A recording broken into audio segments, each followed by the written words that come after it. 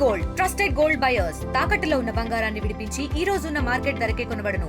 మరిన్ని వివరాలకు సంప్రదించండి 7710 శాసనసభ శాసనమండలిలో వార్షిక బడ్జెట్ని ప్రవేశపెట్టారు. ఫుల్ బడ్జెట్ బడ్జెట్ని 25-26 సంవత్సరాలకు సంబంధించి బడ్జెట్ని ప్రారంభించిన దగ్గర చూసాం. అంతా ఆత్మస్తుతి పరనింద, గత ప్రభుత్వాన్ని దూషించడం, తండ్రి కొడుకుల్ని పోడుకోవడం, ముఖ్యమంత్రి గారిని తనని పోడుకోవడం. నేను ఎప్పుడు 3 సార్లు ఈ రాష్ట్రంలో నేను క్యాబినెట్ మంత్రిగా చేశాను. ఇప్పుడు భగవంతుడి దయ వల్ల, ప్రజల దయ వల్ల ఎల్ఓపిగా కూడా ఉన్నాను. 3 సందర్భాల్లో ఎప్పుడు కూడా ఇంత స్థుతిని, ఈ రకమైన భాషని ఎప్పుడు కూడా చూడలే.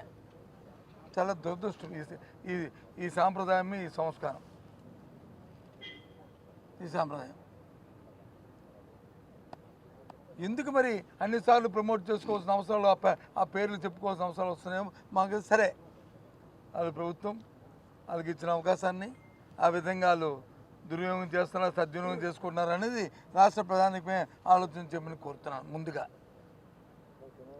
ఇక బడ్జెట్లోకి వెళ్తే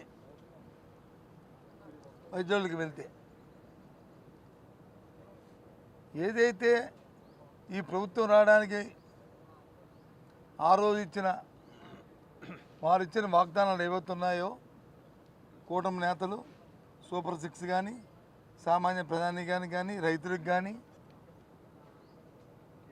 వాటికి సంబంధించిన అంశాలని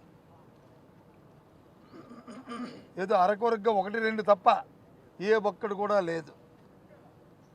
షూరిటీ అనడానికి బదులు ప్రభుత్వం మోసం చేసింది, వంచింది అన్నో న్యాయం. ఆ పదానికి ఈ పదాలే దానికి అర్థం వస్తాయి. ఎందుకంటే సూపర్ 6 అన్నారు, లేదు మైలుకి వచ్చి 18 సంవత్సరాలు నేను మైలుకి 15,000 రూపాయల లెక్కని ఇస్తామన్నారు. లేదు 50 సంవత్సరాలు నేను మైలుకి వచ్చి వాళ్ళకి వృత్తి ఇస్తానన్నారు. లేదు విద్యార్థులకు వచ్చి నిరుద్యోగ వృత్తి ఇస్తా అన్నారు. రైతుకు వచ్చి 20,000 రూపాయలు రైతుకి భరోసా ఇస్తా అన్నారు. కేంద్రం ఇచ్చిన దాంతో కలుపుకొని, కేంద్రం ఇచ్చిన దాంతో కలుపుకోకుండా మరి దాని తగ్గ కేటాయింపులు చూస్తే అరకొరిక రైతుకి ఇచ్చిన రైతు భరోసాకు కానీ, లేదు తల్లికి వందనం కానీ. ఆ రోజు చెప్పారు మీ అందరి సాక్షిగా, ఇక్కడున్న మీడియా అందరి సాక్షిగా, నీకు 15 ఒకరుంటే 15, ఇద్దరుంటే 30, ముగ్గురుంటే 45 అని చెప్పారు. అది వాస్తవా కాదా? అంటే ఈరోజు 1వ తరగతి నుంచి 12వ తరగతి వరకు చదువుతున్న విద్యార్థులు రాష్ట్రంలో సుమారు 81 లక్షల మంది పిల్లలు ఇవాళ ఉన్నారు. 81 లక్ష × 15 కంప్యూటర్లో చూడండి, మీ సెల్ ఫోన్లో ఇంటూ పెట్టండి, దానికి ఎంత డబ్బు కావాలో సుమారు 12,000 కోట్ల రూపాయలు కావాలి. కేటాయింపు ఎంత చేశారు? 9,400 కోట్లు చేశారు. అంటే సుమారు 3,000 కోట్ల రూపాయలు, 2,800, 3,000 కోట్ల రూపాయలు అందులో వ్యత్యాసం చూపెట్టారు. ఏ రకంగా దాన్ని సేకరిస్తారు? ఇప్పటికే అసలుకే లోటు బడ్జెట్లో ఉంది. పోనీ ఏమైనా మిగిలిన బడ్జెట్టా? కాదు, లోటు బడ్జెట్లో ఉంది. లోటు బడ్జెట్లో ఏ రకంగా మీరు దాన్ని సేకరిస్తారు చెప్తే దానికి ఎక్కడ అంతు పొంతులు లేదు. అలాగే రైతు భరోసాకి సుమారు 50 లక్షల మంది, 52 లక్షల మందికి ఆ రోజు మా ప్రభుత్వంలో, జగన్మోహన్ రెడ్డి ప్రభుత్వంలో ముఖ్యమంత్రిగా ఉన్న మన వైఎస్ఆర్సీ ప్రభుత్వం ఇచ్చాం.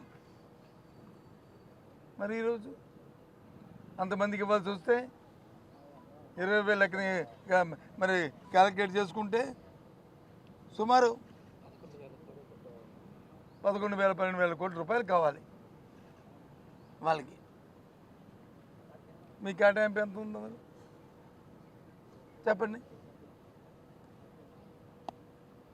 ఇక 18 సంవత్సరాల మైలు గురించి అయితే మాటే లేదు. మరి మా విద్య నిరుద్యోగ వృత్తి లేదు. పూర్తిగా కూడా యువకుల్ని ఈ రాష్ట్రంలో యువకుల్ని మోసం చేశారు, నిరుద్యోగులు మోసం చేశారు. దాంతోపాటు మహిళలకు వచ్చి అట్టాసంగా మీరు రేపు సంక్రాంతి నుంచో లేకపోతే రేపు ఉగాది నుంచి ఉచిత బస్సు ప్రయాణం అన్నారు. ఆ ఊసే ఎత్తలేదు ఎక్కడ, ఆ మాట లేదు, ఆ పలికే లేదు, ఆ ఇండికేషన్ లేదు ఎక్కడన్నా.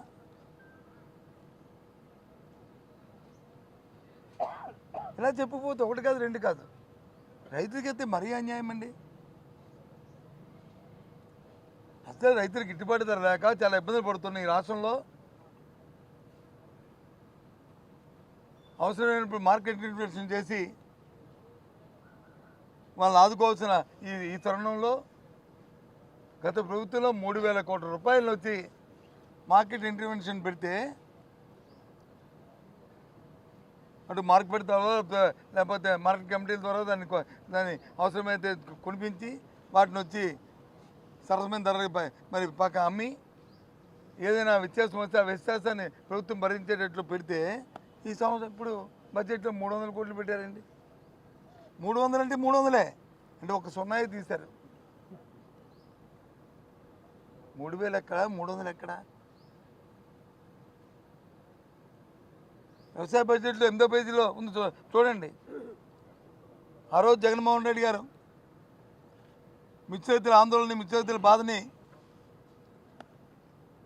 వాళ్ళ ఇబ్బందులను చూసి మార్కెట్ యార్డ్కి వెళ్తే అది ఇల్లీగల్ అని చెప్పి ఆయనతో పాటు ఇన్వాల్వ్ మీద కేసులు పెట్టారే. వాళ్ళ మీద అట్టాసంగా ఇప్పుడు వచ్చి దాంట్లో చెప్తున్నారే ఆయన వల్లే కేంద్ర ప్రభుత్వం 11,100 రూపాయలు ఇచ్చిందని అందులోనే రాశారు. మీరు ఏం రాశారు?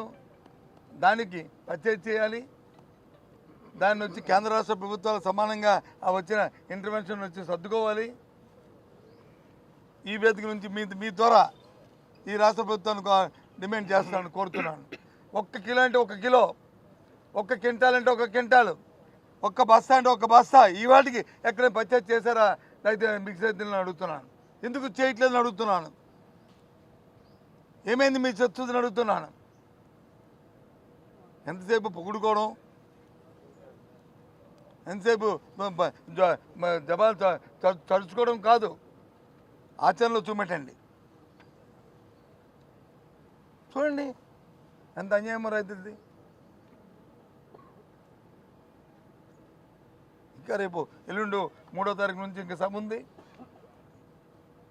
ఇంకా రోజు దీని మీద ప్రత్యేకించి ఇంకా దీని మీద లోతుగా అధ్యయనం చేసిన తర్వాత ఇంకా దీని మీద మళ్ళీ అన్ని విషయాలు కూడా మళ్ళీ మీతో షేర్ చేసుకుంటాం. బై అండ్ లార్జ్ మాత్రం ఇది ప్రజాహితంగా సంబంధం లేని బడ్జెట్ కాదు. దీనివల్ల సామాన్య ప్రధానికి కానీ రైతులకు కానీ యువకులకు కానీ ఎవరి నిరుద్యోగులకు కానీ ఎవరికి కూడా ఒరిగేది లేదు. వాళ్ళందరినీ కూడా మా మాటలతో గ్యారంటీ చేసి మోసం చేసిన బడ్జెట్. దీనివల్ల ఎవరికి ఏ వర్గానికి కూడా ఏ ప్రయోజనం లేదు అనేది మా అభిప్రాయంగా మీ ద్వారా ఈ రాష్ట్ర ప్రధాని తెలియజేస్తున్నాం. తమరే ఆలోచన చేసి ప్రజలందరూ కూడా ఆలోచన చేయమని లోతుగా మేధావులందరూ దీని మీద అధ్యయనం చేయమని చెప్పి మేధావులకి రిక్వెస్ట్ చేస్తున్నాం. ఓకే, చెప్పాను కదండి. మేము 3,000 కోట్లు పెడితే 300 కోట్లు పెట్టారు. 300 కోట్లు పెట్టి ఇమ్మీడియట్గా ఉన్న సమస్య ఏంటి? మిర్చి రైతులు. దాంట్లో ఇంటర్వెన్షన్ చేయాలి కదా, మార్కెట్ ఇంటర్వెన్షన్ కొనాలి కదా. ఇప్పుడు 1 బస్తా కొన్నారా, 1 క్వింటాల్ కొన్నారా? మనం మిర్చి యార్డ్లోకి వెళ్ళండి, చూడండి, సుమారు 1,00,000 బస్తాలు ఇప్పటికే అక్కడ వచ్చి ఉన్నాయి. అరులు అడుస్తున్నారు. మరి రైతాంగం మిర్చి రైతు అందరూ కూడా ఆత్మహత్యలు చేసుకునే పరిస్థితికి వచ్చారు. ఏంటిది?